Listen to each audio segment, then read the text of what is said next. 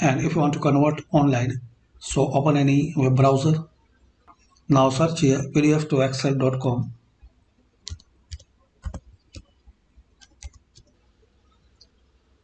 Now guys, here upload the document. The conversion will start automatically. No need to leave an email or other personal information. All files are deleted from our servers after 6 hour maximum. So just you have to follow these 3 steps. Upload your PDF file. Now wait for a while till this converting process will complete. Now click on free download. Now open your Excel file. So this way guys, you can convert your PDF file to Excel. Thanks for watching. Please comment this video useful for you or not.